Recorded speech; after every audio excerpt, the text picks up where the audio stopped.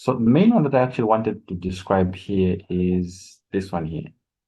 Looks interesting. Parametric equations for the equation of a circle. So here we're given a circle, and this is x squared plus y squared minus 4y is equals to 0. So what they want us to do is they want us to find the parametric equations.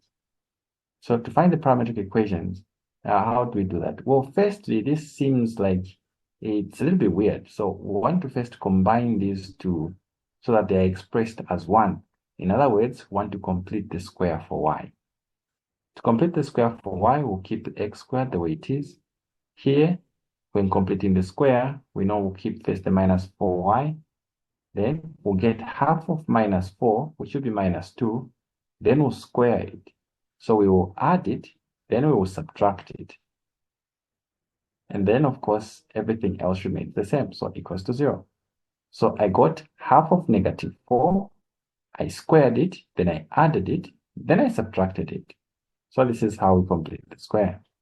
So from here, what is going to happen? The x squared remains the same, plus, now here, get the squared terms. So from y squared, I'll just get y. From negative 2 squared, I'll get minus 2. It's important here not to square because you're going to get rid of that negative, but notice that I actually got the negative as well. So then together, square them.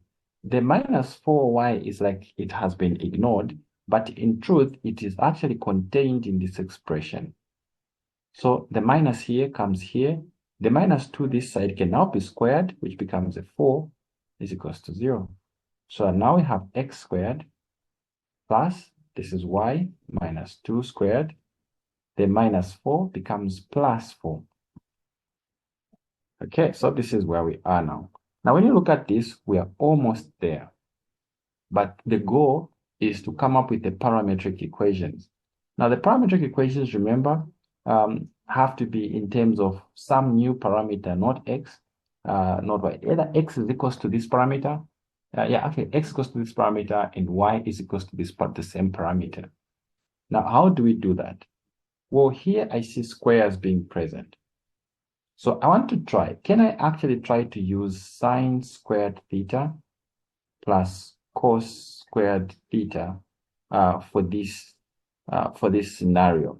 Well, if I am going to, I'm only using this because I am seeing squares being present here and there. So if I am going to use this, then I must ensure that the right side is a 1. So if the right side is a 1, what happens? It means that I must divide throughout by 4. So if I divide it throughout by 4, I'll have x squared over 4 plus y minus 2 squared over 4 is equal to 1. Well, I am almost there. But look at this.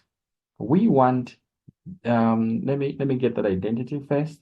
So this is sine theta squared plus cos theta squared is equals to 1. So I want to find something that is here that can relate to sine.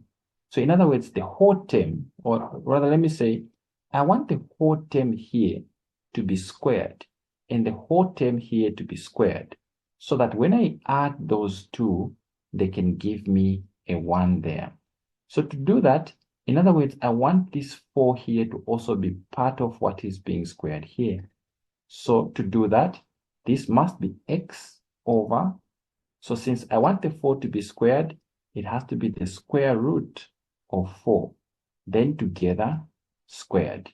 Notice that if you just look at this carefully, x over root 4 squared is the same as x squared over, when I square the root 4, it becomes 4. So it goes back to this.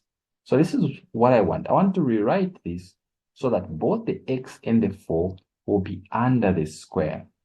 So I can write it as root 4 like this, or I can write it as x over 2 then squared like this. Of course, again, this is to x squared over 4. So this is to the same thing.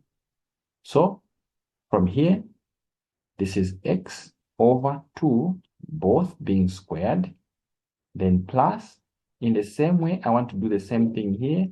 So this will be y minus 2, and then over the 4 again. I'll write it as root 4, which is 2 again, and everything here also being squared.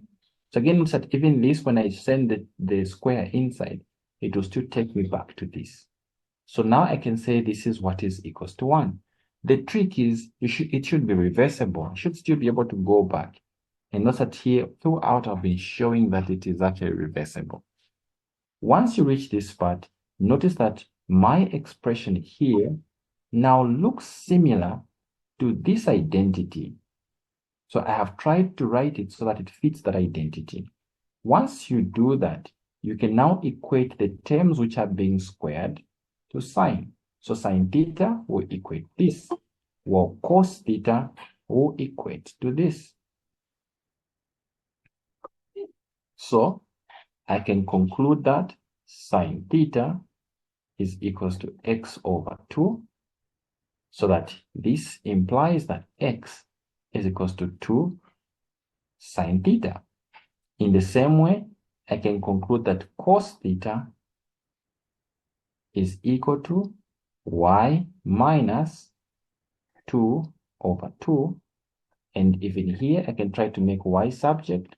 This becomes 2 cos theta, y minus 2, so that this implies that y is equals to 2 cos theta. Then we have plus 2 here.